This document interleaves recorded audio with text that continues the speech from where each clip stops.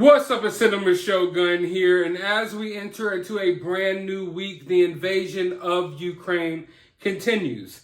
However, Russia claims that it will stop the war in Ukraine immediately if and only if Ukraine agrees to these four things. That Ukraine ceases all military action, that they change the constitution to enshrine neutrality, that they recognize Crimea as Russian territory, and they recognize the Russian-controlled areas of Donetsk and Luhansk as independent states. Now, that basically means that they want them to stop the fighting. They want the Ukrainian military to cease all military action, change the constitution to enshrine neutrality. I'm not sure what they exactly mean by that, but I think what they're getting at is that they want Ukraine to remain neutral and never become part of NATO. Recognize Crimea as Russian territory. Crimea is a lost cause. Crimea was taken over, I believe, in 2014 when Russia last invaded Ukraine. And they want them to just recognize it as Russian territory. It won't change anything that's going on right now or what's already happened. They just want them to acknowledge it, basically. Acknowledge that it belongs to Russia and it's Russian territory now. Even though Russia already conquered it, they just haven't acknowledged it as part of their land. And they want the Ukraine to recognize the Russian-controlled areas of Donetsk and Luhansk as independent states. Now, these areas are... The situation in these areas is very complicated. There's a lot of Russian-speaking people in these areas, a lot of people who are more sympathetic towards the Russian cause as opposed to the Ukrainian cause. Now, that's not the case with everyone there, but, our media will have you believe that everyone there is totally in support of Ukraine, but in reality, there are people there who are on Russia's side. In fact, a lot of people from these regions, when this full-scale invasion started taking place and the war started getting worse over there, they actually evacuated and went to Russia. Our media won't tell you things like that, but that's the real deal of what's going on there. I'm not here to tell you who's right or wrong or what's wrong or right. I'm just letting you know that it's a little more complicated than what our media would lead you to believe. So these areas, there's already been fighting in these areas long before the invasion of Ukraine that we're talking about now began. These areas have been contested for years. Heavy fighting, shelling, clashes happening in these areas for years between pro-Russian forces and pro-Ukrainian forces. So these areas aren't areas that were peaceful to begin with. So I don't know how to feel about this necessarily. I'm glad that I'm not in this type of situation where I have to make these type of decisions, because it's a hard decision to make. Because on one hand, you don't want to give up. You don't want to lay down and just, take what what Russia has been doing. But on the other hand, you don't want more people to die. You don't want to lose more land, lose more cities, have your whole country taken over. It's just a incredibly complicated situation here. There's a lot of incredibly complicated decisions to be made. This is where I want to hear from you all. If you were in this position, would you agree to these demands, or would you keep fighting? Would you agree to cease military action, to recognize Crimea as Russian territory, a territory that was already taken over 7 years ago? It's long lost. Would you recognize these areas that were already contested, where a lot of the people there aren't even pro-Ukraine? Would you recognize those as independent states in order for this war to stop? I think it's an incredibly difficult decision to make. I think at the very least, this is something that should be thought about, because you have to take in consideration the fact that at this point, Russian shelling, that's hard to say that 50 times fast. Russian shelling has already damaged or destroyed 202 schools, 34 hospitals, and more than 1,500 residential buildings in Ukraine. So all of Ukraine has experienced extensive damage. Every day, a new hospital, school, residential apartment building gets shelled or gets hit with a missile. And at this point, there has been over 1,200 civilian casualties. And every day, that number continues to rise. Every day, you're going through more and more infrastructure damage. You know how much money and how many years it would take to rebuild Ukraine? Some cities in Ukraine just look absolutely leveled. It looks like something out of World War II. So I don't know that if I was in this position, I don't know what decision I would make. Because like I said, it's an incredibly difficult decision because on one hand, you don't want to surrender anything. You don't want to meet any of these people's demands who just invaded your country. But on the other hand, you're like, well, if I continue the fight, if we keep this going, then how many more lives will be lost? How many more cities will be lost? And the areas that they want to become independent states are already areas where it's hard to live anyway, where there's been intense fighting anyway. They want you to recognize Crimea as Russian territory. That it was long lost. So, I don't know. I'm just saying that at the very least, it's definitely something to be thought about. But Ukraine did not agree to those demands. So the fight will continue and the war will continue. I was just wondering, like, if you were in that position, what would you do?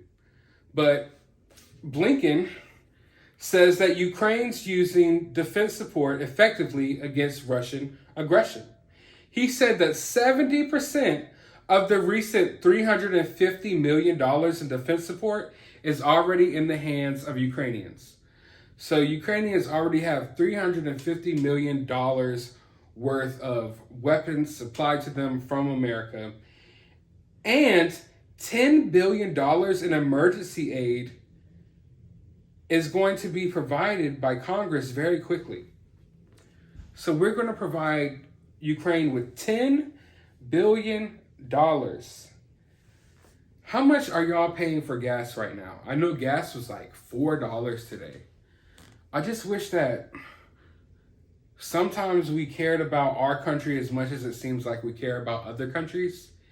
I've seen a lot of politicians in America and in Canada calling out Russia for like how they've been treating some of the protesters who've been protesting against the war in Ukraine.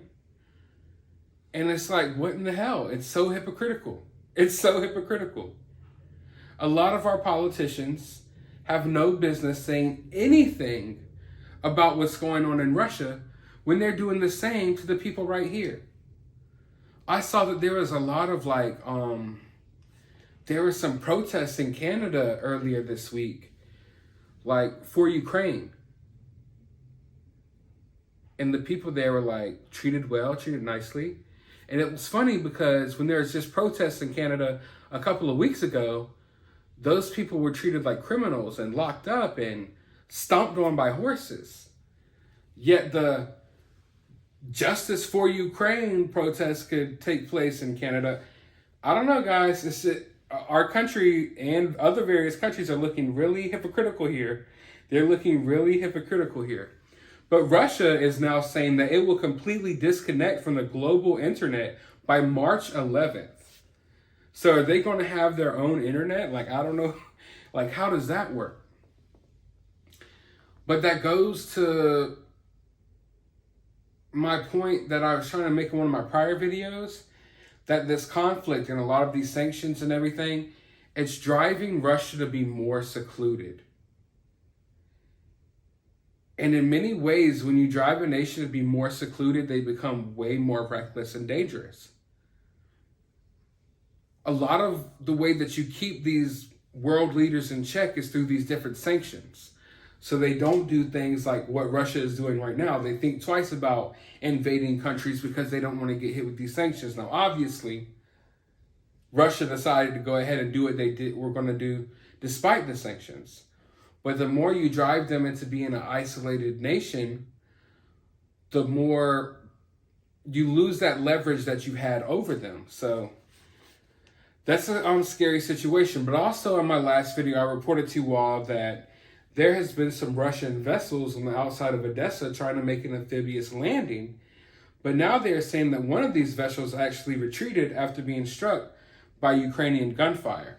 These ships are so close to Odessa that you could just see them from land. Like you could stand on the beach and you could see them out at sea. They're that close, but they have not landed as of yet. Also have an update about those fighter jets that were supposed to come from Poland. Poland is accusing America of spreading fake news. They're accusing U.S. officials of spreading fake news, and they say that unfortunately, meaning our U.S. officials, are spreading misinformation. Poland won't send its fighter jets to Ukraine, as well as allow it to use its airports. We will help significantly in other ways, but that is misinformation. So there's been so much back and forth about these fighter jets that are supposed to come from Poland. Are they going to send them or are they not? It was announced that the EU was going to supply Ukraine with these fighter jets. Then it was announced that Ukrainian fighter pilots were already on their way to Poland to pick up these fighter jets. And not only was Poland going to provide them with these fighter jets, but they were going to allow them to operate from their airports, to carry out their mission from their airports. And that was reported everywhere. And then Poland was like, oh, wait, hell no. No. Wait 1 second. We're not going to do that. We're not sure if we're going to send them airplanes yet. And then it was reported, well, Poland has decided to send them airplanes. And that fighter pilots are in Poland right now receiving training. And then Poland was like, no, we're not going to allow these fighter jets to leave from our airports. And then it was reversed now back to this, to where Poland is like, no, we're not providing any planes. We're not letting them use our airports or our airfields, period. All of that was misinformation. So it's just been a lot of finger points here, going back and forth between various countries in NATO. Pointing fingers like, oh, y'all said you were going to help in this way. And, oh, you said you were going to help in this way. And they're reporting this to all the media outlets and blasting it worldwide. And nothing is done in secret anymore. Literally, these announcements are made on Twitter and on other social media platforms around the world. We're in a time of war. And these countries, when they provide help to Ukraine, they literally post it on social media and they go on the news and talk about it. And I just don't think that's very smart. I don't think that's the smartest thing that we could be doing right now. Because why?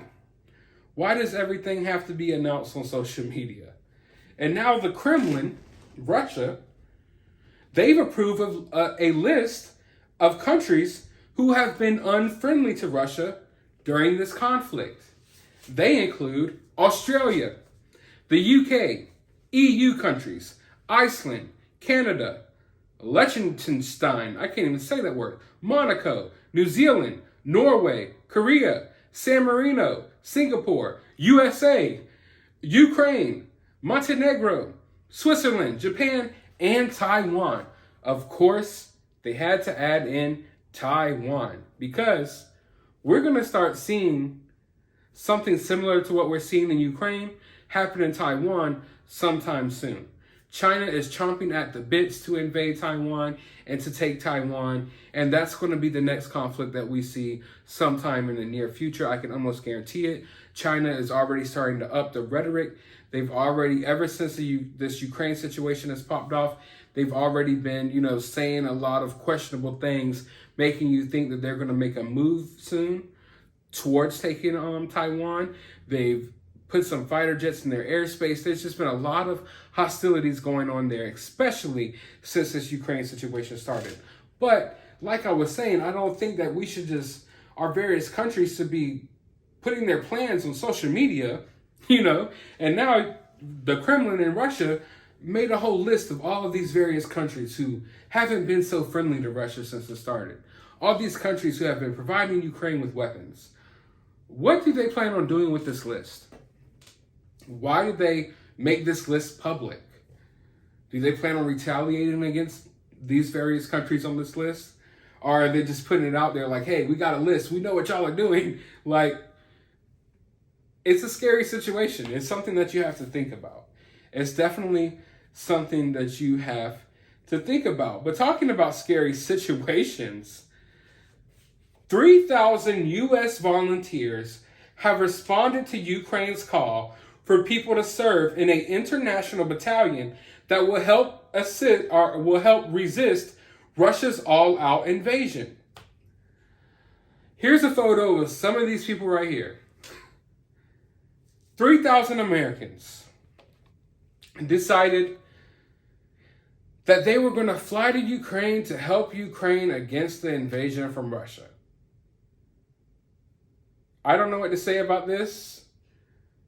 Kids, if you're watching this, do not do this. Do not try this at home.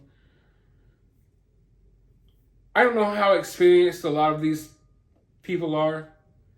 I would assume that to be chilling in America right now and to just decide, hey, I'm going to fly to Ukraine and fight Russia, that you might be going through some things. Maybe you're a little trigger happy.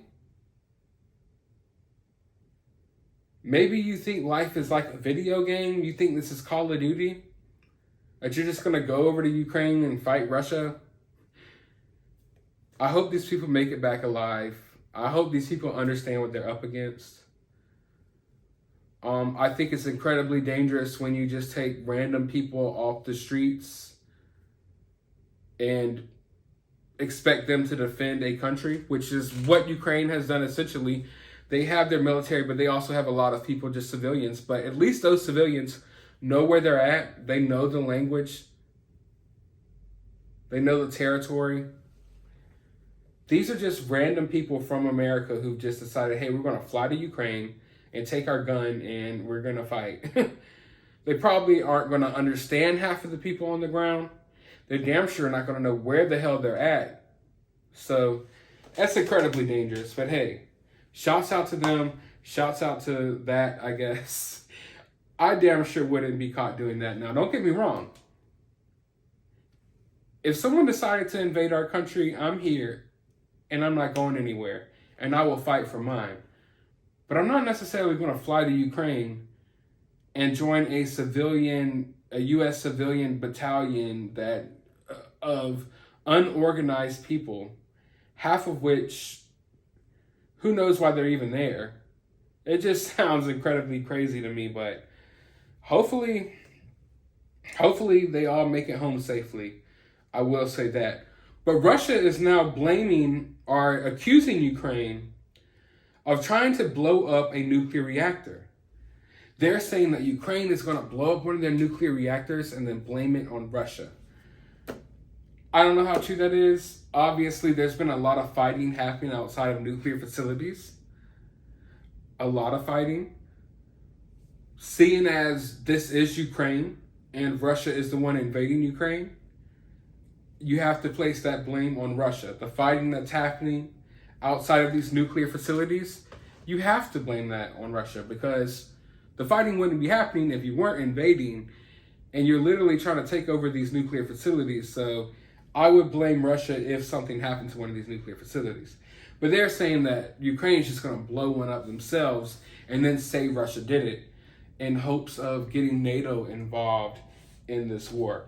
So we shall see, but that is floating out there. That's a claim that has been made by Russia. But an advisor to Interior Minister of Ukraine claims that Russian occupiers have gathered sufficient troops near Kyiv and will try to seize the capital in the next few days. A lot of the fighting we've seen has been on the way to Kyiv. On the first couple of days of this invasion, we did see some conflicts happening in Kyiv, minor conflicts. They weren't full-scale battles, if you will, but there were some skirmishes because there were initial forces that came in and tried to scout the area, and there were some firefights, but the full-scale invasion of Kyiv has not happened yet, and they're expecting that they're going to try to do it within the next few days. Will they? I'm not sure that we know that their approach to Kyiv has been thought out. I know that this invasion hasn't been going as well as they hoped. I know that Kyiv now at this point has had a little bit of time to fortify the city. There's checkpoints all around Kyiv. There's literal trenches built into the streets. They've fortified the city, I guess, as best as they can to the best of their ability. So they're not as unprepared as a lot of the cities were where we saw a lot of this initial conflict happening. They are way more prepared. There's a lot more people in these areas, a lot more soldiers built up in these areas. This will be the biggest conflict out of this situation, just period, when the battle for Kyiv does start. But all in all, the situation just continues to be bad. There's no good parts of war. You know, the situation gets worse every day. We're seeing more and more civilians hurt every day. We're seeing more soldiers killed every day. We're seeing so much Russian equipment get destroyed every day.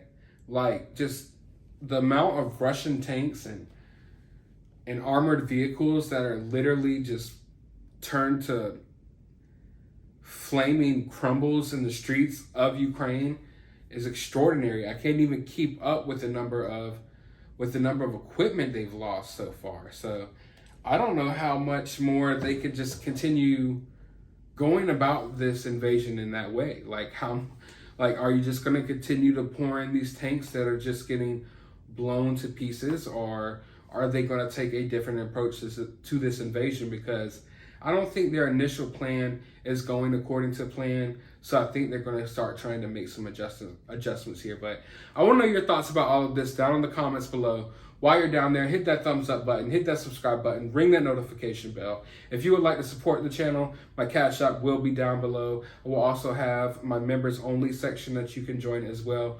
But as always, find some time out of your day to go watch a movie.